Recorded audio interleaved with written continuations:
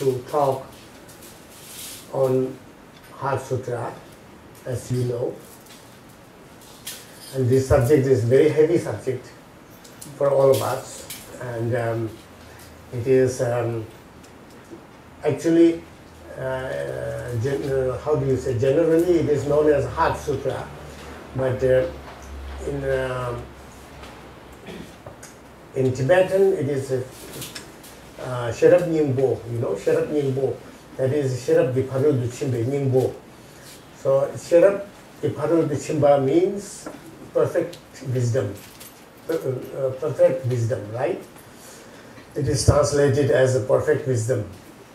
And Nyingbo means essence, the essence of perfect wisdom, right? So that is Heart Sutra. So it is one of the most difficult subjects in Buddhism and Buddhist philosophy.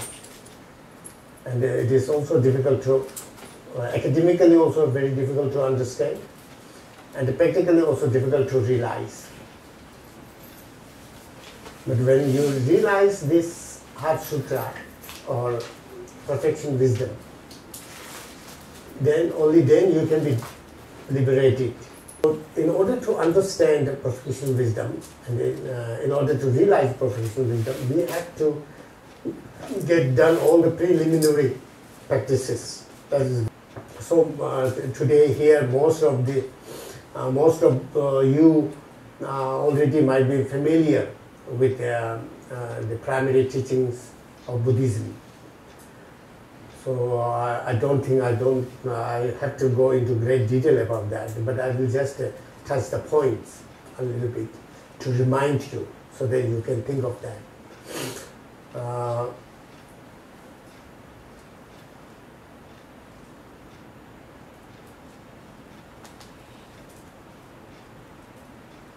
So without these basic practices, it is very difficult to realize, to get realization of perfection wisdom, because it needs a lot of different kinds of causes. You need a lot of merit. You need to be purified yourself. Then you get ready for it. Then it can be like click, you know. When you are ripened, then it's like click. So in the past, in Tibetan tradition, many students, many great disciples, many great students, they realize Mahamudra and great completion with a few words from their guru.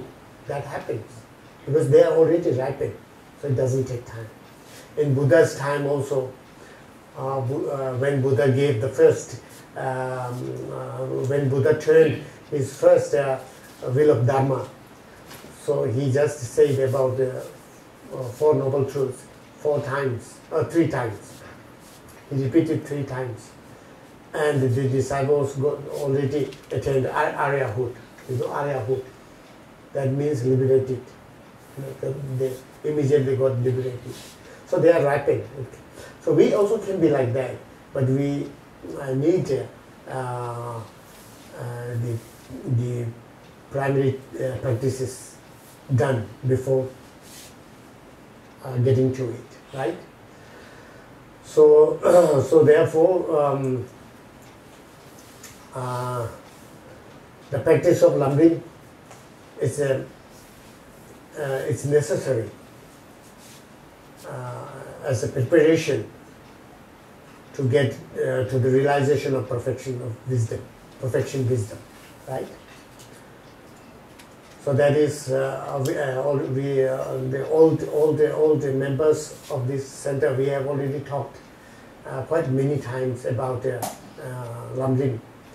So how to rely upon your guru and know how precious our human form is and how difficult the precious human form to get. And if you get this precious human form, then how much useful this is. So this you have to understand. If you don't understand that, you cannot go upper level. You cannot reach to upper level. So that is the second thing. And then impermanence. We have to know impermanence, particularly impermanence of death. And then that we have to realize that we all go to die, that we know, everybody knows that. But then it is uncertain. We don't know when we are going to die. Maybe today, maybe tomorrow, maybe now, after 5 minutes, who knows, never knows. So that we have to realize. Maybe after 10 years, 12 years, 30 years, 40 years. So then we have to realize. And after death, we have to take rebirth. That is very important. And if we don't take rebirth, then there is no need of practice of Dharma. But we need practice of Dharma because we are going to take rebirth. That's for sure. So how sure it is, we must know about that. So we have to take rebirth. And if we have to take rebirth, where are we going to take rebirth? For that you have to know about the samsara, the 6 realms. You got to know that, right? And then you also have to know renunciation.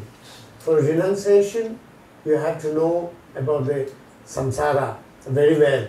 You have to be very familiar with all the 6 realms and all the conditions of 6 realms. So there we talk about the sufferings of 6 realms. So we must realize the sufferings of 6 realms. Wherever we born, we have to face sufferings, right? And then we take refuge in 3 jewels. Why we take refuge in 3 jewels? Because in samsara there are always suffering. So we don't want suffering. So we need some shelter. We need some help. Who can help us to protect from samsaric suffering? Only 3 jewels can protect us. We got to realize that only 3 jewels can protect us. Nobody else can protect us. We must know that. We must develop belief, faith in 3 jewels. In order to have great faith, deep faith, stable faith in 3 jewels, and we must know how 3 jewels can help us. So we have to study about 3 jewels, right? And take refuge. And after that,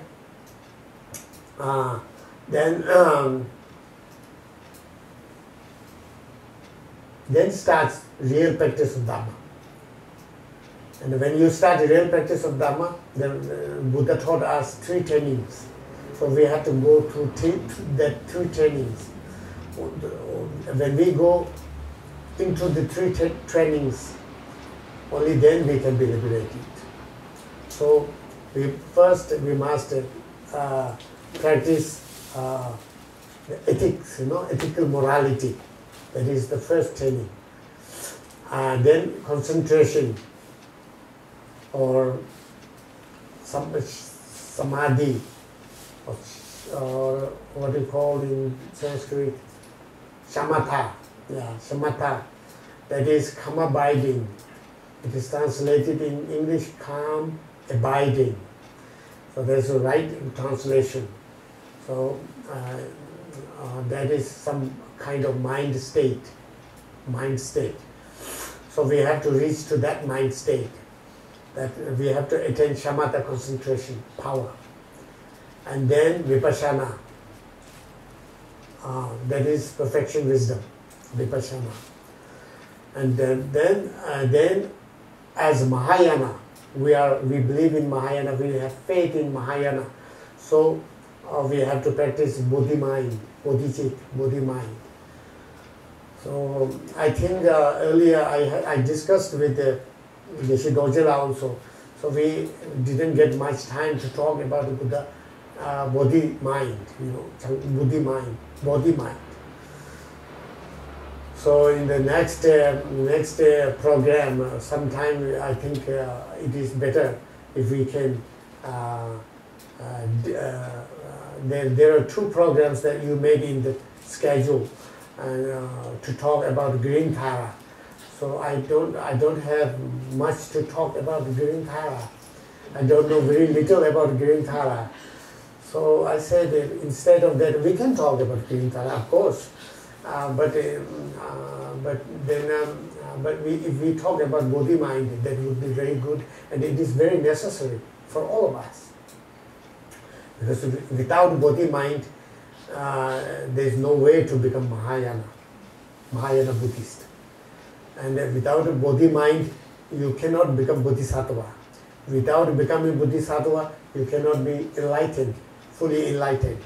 Therefore, we need to know body mind, and we must practice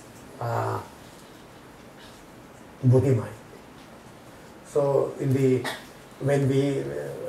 you will be not too busy with the preparation of New Year, then we can talk about the body mind in the later programs, And I would prefer to go through 7 points of mind training.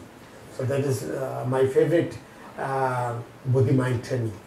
So I have brought the English translation book also with me, with the intention to share my knowledge about 7 points of mind training with you.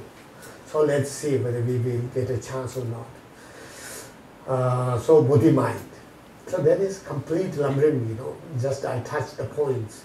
And you should remember every time all those, you should count them. At least you should count them from how to relying upon the Guru till Buddhahood. If you count them, even just count them in a day, then you make a good imprint on your mind. That's a very good imprint on your mind. So if you don't count them, you forget. And then even if you had a good, intensive teaching on Lamrim, you forget. So you should not forget about those points, and you should think whenever you get time, you should think on each point. And if you are seriously engaged into that Lamrim practice, then you should first start with how to rely upon the Guru, and then you analyze about that, and you think more about that, and then other points you just touch, and then you put the imprint. When you get the how to rely, when you realize properly how to rely upon a Guru, then you go to the next point. How important this human precious form is. You analyze on that, you contemplate on that, and then you spend more time on that. And then other points you just touch, and keep imprint on your mind. So, and then when you realize that point, then you go to the next. In that way, you develop, and you go through each stages.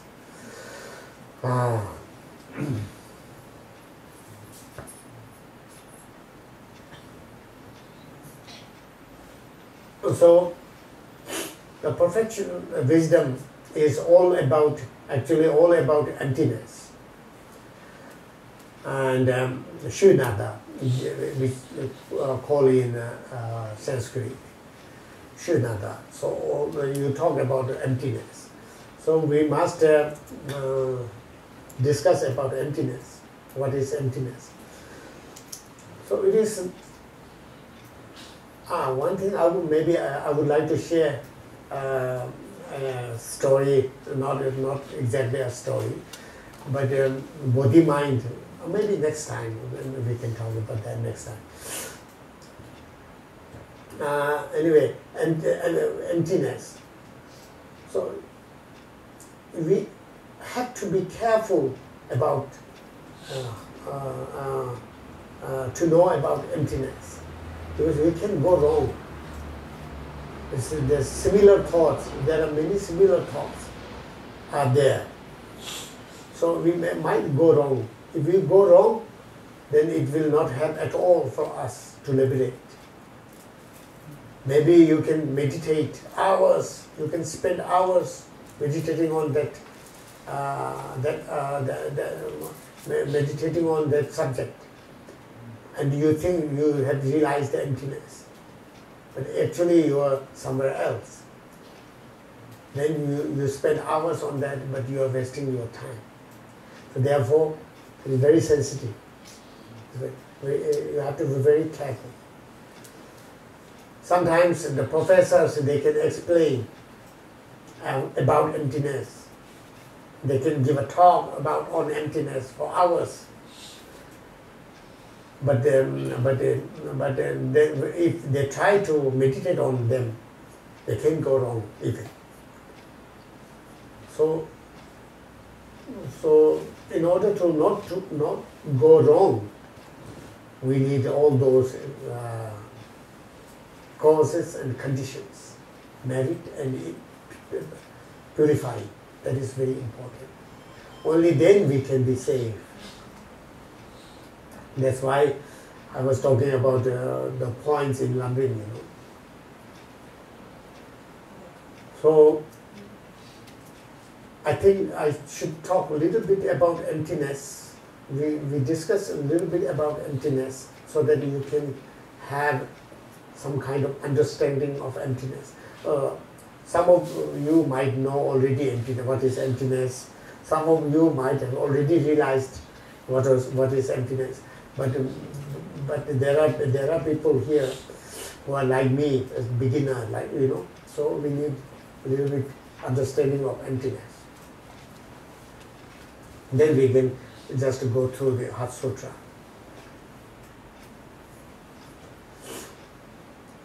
So you might have heard about two truths.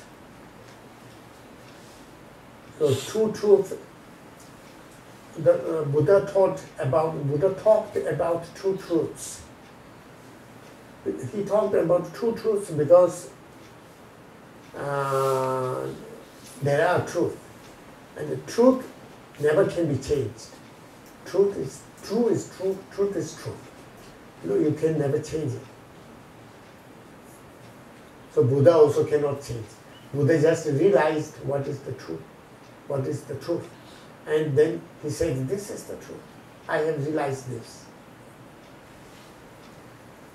So one of the truth is truth of emptiness, which we translate as ultimate truth.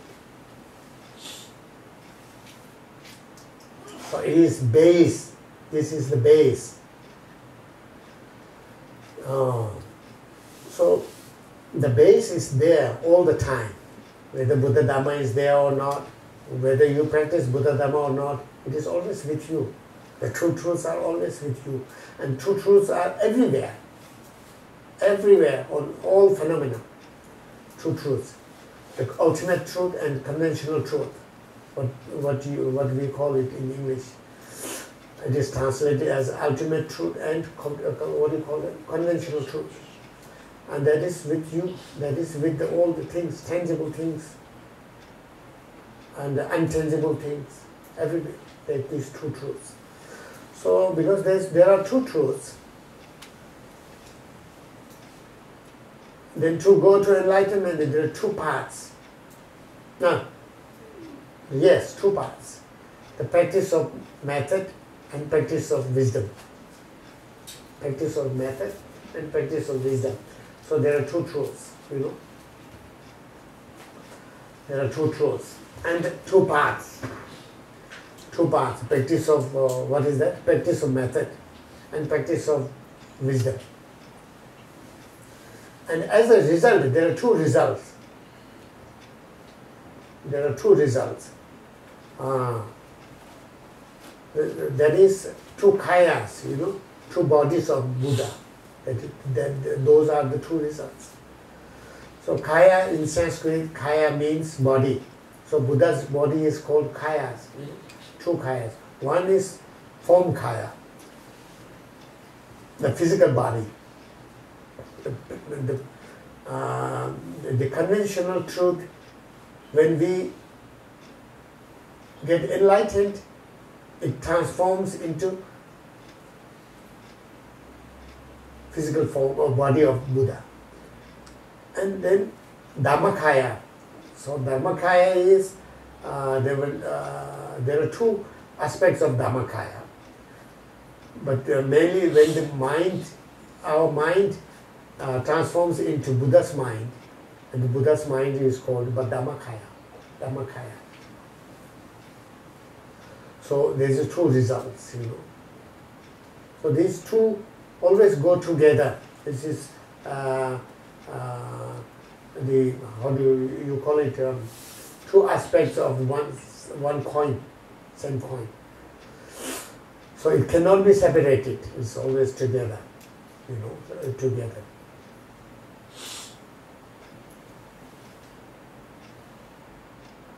And they are in one nature, you must know that. The conventional truth and what do you call that? Ultimate truth, they are in one nature. And no two, not two separate natures, they are in one nature. But one aspect, when we see the when we see one aspect, it is conventional truth. When we see the other, that is ultimate truth. So now, what is the ultimate truth? What is emptiness? Today we have to talk about that, right? We have to discuss about that. So that is the real nature of phenomena, real nature of your body, real nature of the things, real nature of the table, real nature of the chair, whatever. So we analyze, talk about that. So real nature of phenomena are empty.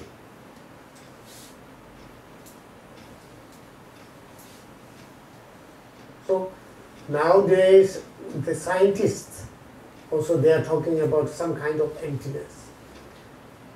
They might, I don't believe they have realized emptiness, but they think there's something, the ultimate nature is something which is like space.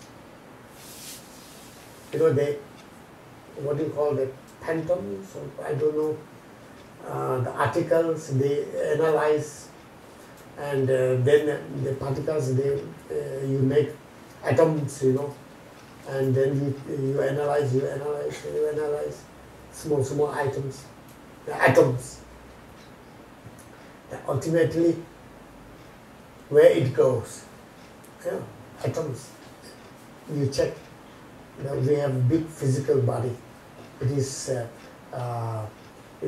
pile of billions of atoms. So you make part, and then small atom. And small atom also part. There is so ultimately where it goes. There's a friend of mine in France. So this Frenchman, he was talking about, that was interesting for me, but he was also talking about this kind of things, you know. But he is also analyzing. And he said, and this is a good example, I believe, you know. This is a good example. So he says, all phenomena exist, how they exist. You have to check how they exist. And then he says, this is time and space. There's time and there's space. And time and space meet together, then the phenomena appears. So, where is time, where is space? We have to find out that is the ultimate cause for existence, right? So if that is the cause, where is time? You cannot catch it. You cannot feel it. You cannot. Where is space? And then he was talking about that sometimes gives you some kind of understanding of emptiness. And he talks that everything has two aspects, like inside and outside, big and small, short and tall. So when you say inside, there must be outside. When you say outside, there must be inside. So between inside and outside, there must be a border, space. There must be a border, line.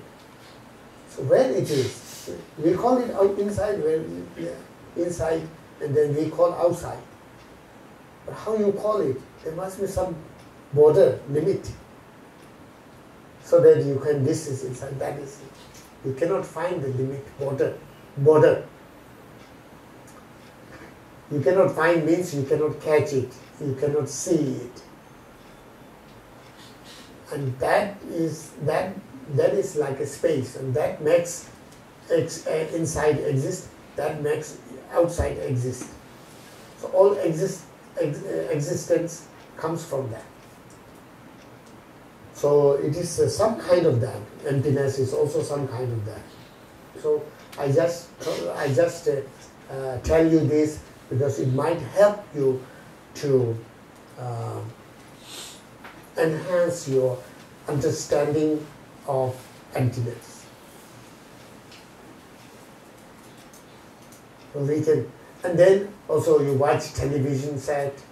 Also that also can help you to understand emptiness. Because Buddha already said, look at the magic. And all phenomena are like magic. So nowadays we don't have that kind of magic.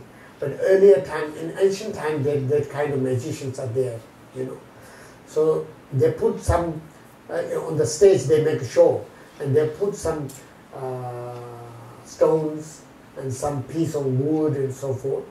And then they do mantras and something. And then people in the audience, they see elephants and horses moving and dancing people and so forth. But in reality, nobody is dancing and no animal is on the stage. Only few stones and a piece of wood are there. So then what you see is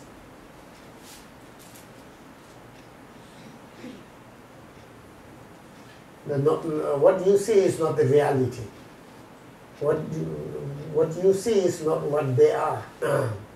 In tradition teachings, we are advised to analyze on ourselves, self, and that is very helpful to understand emptiness, to get understanding of emptiness. You look for yourself. Self, where is yourself? You try to find out. You analyze. We all know our body is not ourself. We all know our head, part of body is not ourself. And also we know inside body is also on all the organs, we see. We can point them, but they are not ourselves. That is kind of earned by you. This is my organ. This is my body. So the I is separate from the body. Because then you say, this is my body. This is my cup. If you are not separated from the cup, then you cannot say, this is my cup. You are different from the cup. That's why this is my cup. You can say that. Similarly, this is my body. In the same way, the mind. Some traditions and some schools, they say the mind is the self. But mind is also not the self, because mind also, we can say my mind. My mind thinks in that way. So when we say my mind, it shows this, my I is different. You are different from your mind. You are separate from your mind. So now you are established. Your mind is not you, your body is not you, then where are you? Then where are you? You look, you analyze and you meditate. The analytical meditation, what do you call it? You contemplate, you analyze. And it disappears. Self disappears.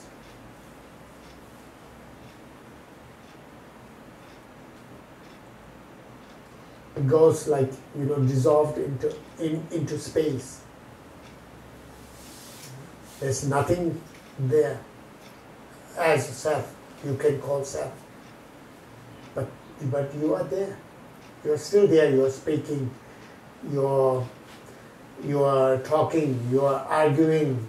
You are eating. You are doing all the things. So that is like magic, It's like dancing or singing in television. There's nothing inside television set, but you see everything on the screen. But only wires are there. If you try to find out the singer in the screen, you don't find them. So if you watch some fighting, the fighters, if you try to find out the fighters in the television set, how you can find the fighters in the television set. So, but it's still there, you can see fighting with good skills,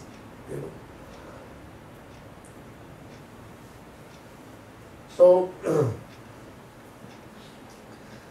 that is some kind of, you can think of emptiness. The real nature is not a solid that you can touch or you can catch or something like that. Nothing is there.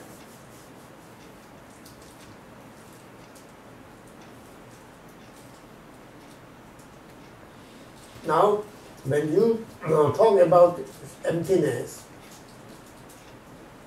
empty of what? That is very important point here.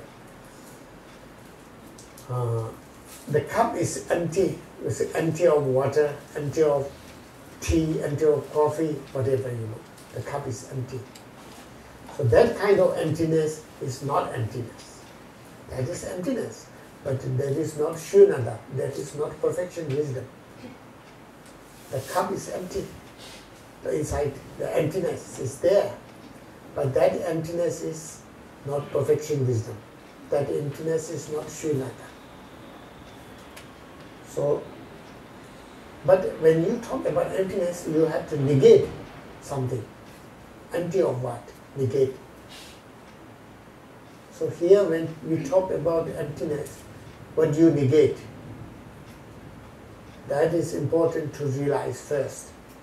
What is the thing that has to be negated? Try to find that.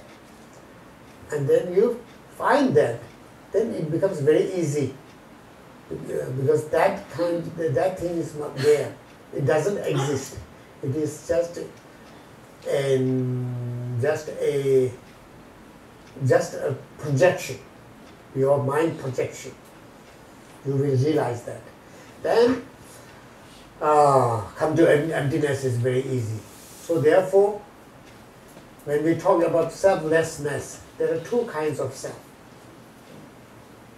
One is just self that we normally say, you and me. Or you go, I go, you eat, I eat. That is conventional true. And that is not the one which has to be negated.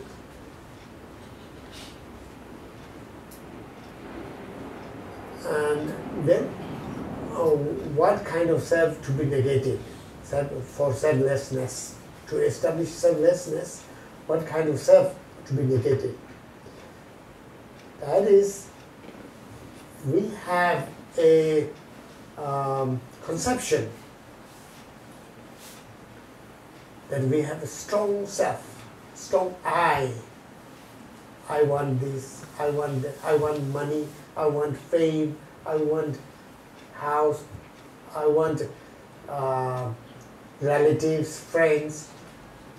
So if I don't get that, then I get angry, and so forth. So that I, you must, where is that I? And what it looks like, and what is there, you must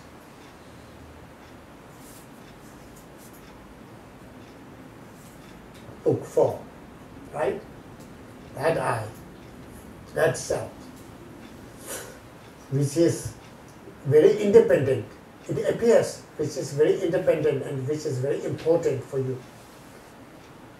So that I has to be caught.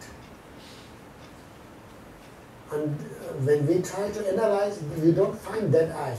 You might find your normal I, but that I you don't find. Generally, we cannot see that. But it is in there. How to realize that? That is, sometimes our traditional teachers, they say that when you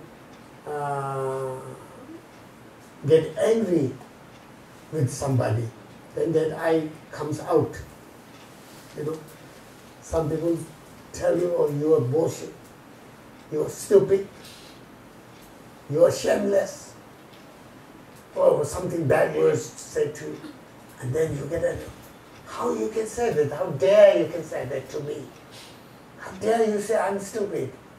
So that time that I comes out.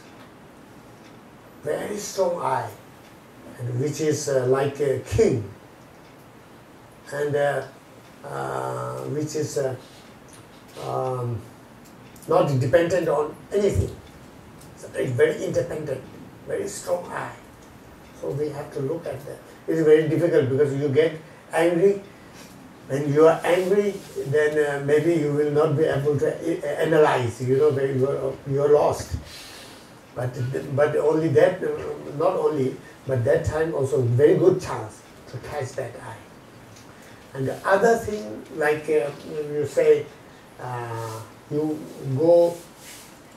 So in Tibet we have huge, big mountains, you know. So that's why this example is given in the books, I believe. Here you don't have that kind of huge mountain. But you go high mountains, up in the high mountains. Here, instead of that, what you have is you have high buildings, right? So maybe that could be a similar condition for you. You go to the mountain cliff, at the edge of mountain cliff, and then you look down and you get scared. Or you look down, it's deep down, there's a river going, and I may fall down. So you get scared, very heavily you are scared. And that time, I might fall down. That I comes out. So you have to realize, you must try to look at that I. And where is that I? After recognizing that I, then where is that I? With calm mind, without fear, without any conditions, you look at that I, it disappears, for sure. It will disappear. So that is emptiness of self, or I. Now you understand? That is the emptiness of I. So sometimes when you see that, you find that I is not there, and then the self, that kind of self is not there. When you realize that, then you get fear. Oh, I don't exist. Yeah, I don't exist. And oh, I'm not there. Well, you really get scared. And that time, if you get scared, that's it. When you get scared, that's it. No, that is your emptiness. You try to hold it. So, mostly, unless you are previously practiced on emptiness, you definitely get that fear. You get definitely that fear when you see that. So at that time, then that is real. You're observing emptiness. So, for example, the eye. So that is not there. I was scared. I may fall down. I may fall down. Which is presented? Fall down. I may fall down. Right? So that eye is not there. Similarly, and then the question is, but that eye is not there. But still, we say I am happy, I am suffering, and that is you cannot deny that. So Buddha said, yeah, that is conventional truth. That is there conventionally. That kind of I is there conventionally.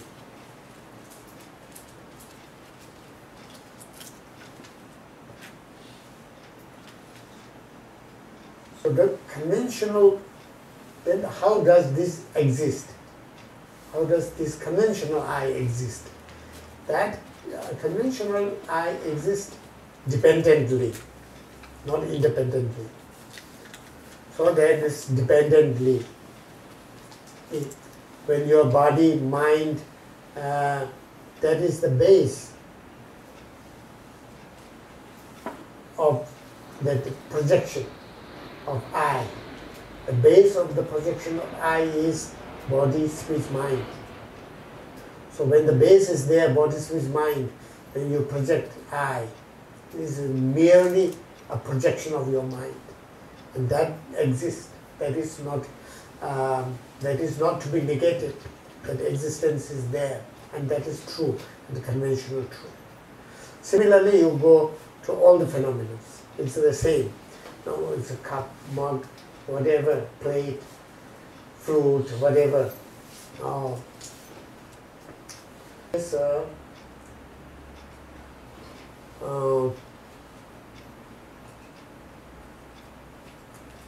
some kind of explanation on emptiness, and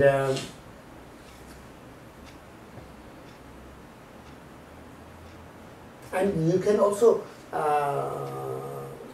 analyze in many ways, through the dependent, through understanding of dependent origination. There is a very deep logic. As Buddha said, everything is dependent, how I should say, everything is, almost everything, there's almost everything means all the compositional phenomena. Compositional phenomena means, do you know what is compositional phenomena? The compositional phenomena is like bodies, table, and all these kind of things, which came into exist with so many conditions and causes. They are called compositional phenomena, like body, speech, mind, all these building the world, the universe, So all these are compositional phenomena. So all compositional phenomena are dependent origination. So they exist dependently. So when they exist independently, there is no independent existence. So empty of independent existence is emptiness. So we say everything doesn't exist inherently. Everything exists dependently. So that is understanding of emptiness. You know. So through dependent origination, you can analyze on emptiness. You keep on analyzing. And then, if you want to realize emptiness, on top of that, you have to, as I said before, you have to accumulate a lot of merit, Only then you can get blessings of Buddhas and Bodhisattvas and Gurus. And you have to purify, because if you have heavy, huge, heavy, very heavy, bad karma, then there is no chance to practice Dharma. There is no way to practice Dharma. First, you will not get interest in Dharma if you have heavy bad karma. If you have some interest in Dharma,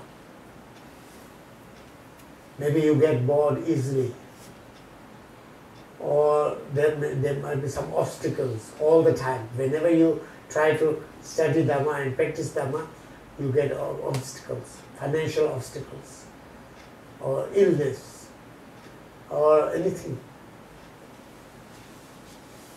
So that shows you have heavy bad karma. So we have to purify. So, as you all know, the Milarepa, who enlightened in his lifetime, also got a lot of heavy karma. Therefore, Mapalosa, his guru, made him purify through a lot of hard work. You know? So we don't have to do that kind of hard work, but still we have to purify.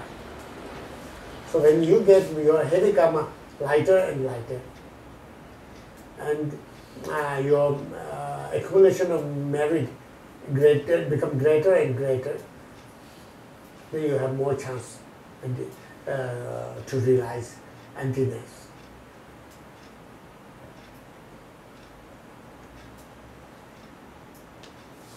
So, and then the Heart Sutra, actually,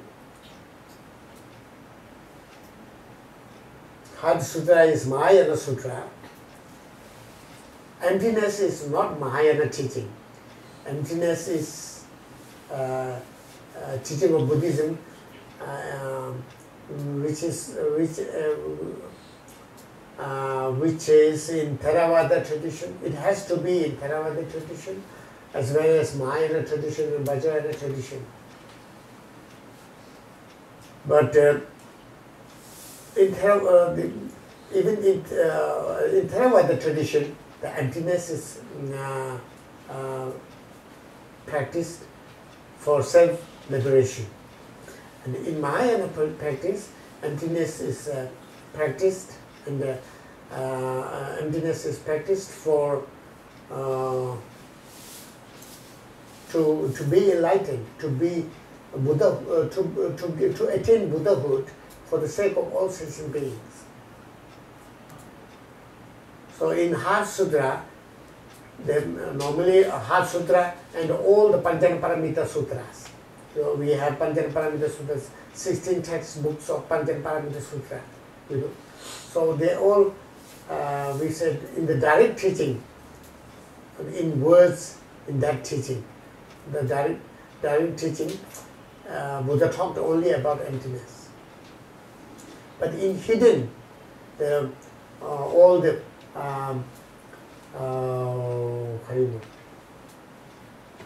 all the paths to enlightenment are taught, and also what do you call that?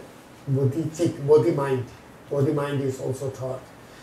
So there are hidden teachings of this sutra, hidden teachings and direct teachings. There are two kinds of teachings are in this teaching. So in the direct words, I always talk about emptiness. But in hidden meaning, all the Mahayana paths are there. So there are 5 paths I mentioned earlier, last time also. We have to know about 5 paths, 5 paths to go to enlightenment. So the first path is called accumulation path. So at during accumulation path, what we do is merit, accumulation of merit and purification, try to purify ourselves. That is emphasized in this path. So in the first part, which is accumulation path, so practitioners can realize emptiness, or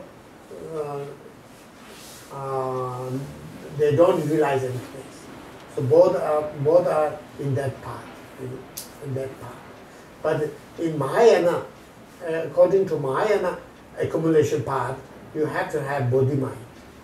When you generate bodhi mind within yourself, then you enter to the first path. And according to tradition, Theravada tradition, when you generate the wish for self-liberation, then you enter the first accumulation path. So 5 paths, same words, same name, but practice is slightly different. Because of bodhi mind. And then preparation path, the second path, when you enter to the preparation path, you already realize emptiness, but you don't realize emptiness directly. You have the how do you say,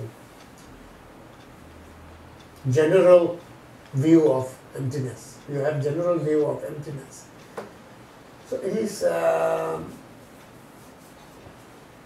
general view, but it is like, when we see things with our eyes, this is kind of direct conceived, directly conceived. But when we close our eyes, still we can think of that thing, that phenomenon in our mind. That is not as clear as we see with our eyes, but we still see. There is general view of that phenomenon. So in preparation path, you have that kind of realization of emptiness. You already realized emptiness, but direct realization is not there. So you meditate, accumulate merit, purify, and then you get into the third path. And the third path is what you call the seeing path. At that time, you see the emptiness directly. So in other words, when you see the emptiness directly, as we see things with our eyes, very clear. It's just in the books it says, like you pour water into water. So your realization of emptiness is like you are pouring water into water. It is like that. So then you entered the third path, seeing path. So when you put water into water, what do you see? Only water. You don't see anything else. And you cannot see this is the water before and this is the water later I added. It's all same, mixed and same. So you are actually dissolved into emptiness. So when you are in meditation in the third path, you are totally dissolved into emptiness. You just see emptiness, nothing else. You don't hear, you don't see, you don't feel. I mean, it's just dissolved into emptiness. And that is seeing path. And when you come out from the meditation, when you come out of the meditation, still you are in the third path. But of course, when you come out of the meditation, you don't see emptiness directly. But the influence of that understanding or that realization is very strong. So you see everything like reflection. All phenomena you see as a reflection. All phenomena you see as magic. All phenomena you see as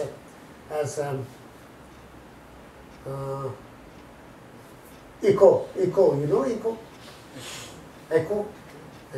It's like echo. So there are 12 or 8 or 12 examples given by Buddha himself in sutras. So like echo, like reflection, like moon reflection in a pond, and then mirage, you know, like mirage, you know mirage. Everything you know mirage, yeah, and then I don't remember all the examples.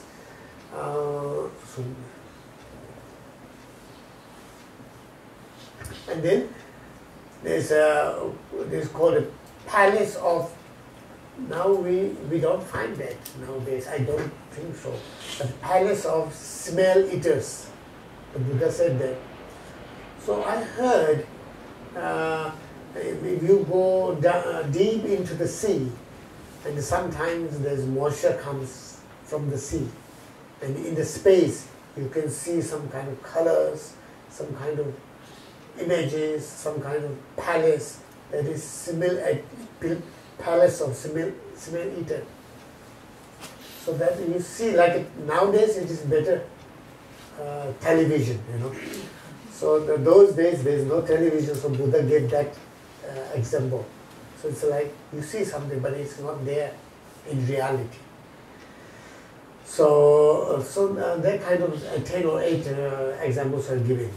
So the practitioner in the third part, they see all phenomena like that. So no attachment, no. If you see enemy, I mean it's like that.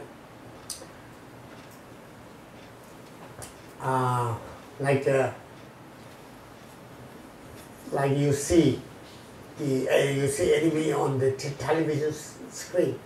Normally you don't get, unless you are a very angry person, you don't get angry when you see your enemy on the screen, right? But some people are crazy, of course. When you see your enemy on the screen, or you go mad. So that happens. There is too strong attachment, too strong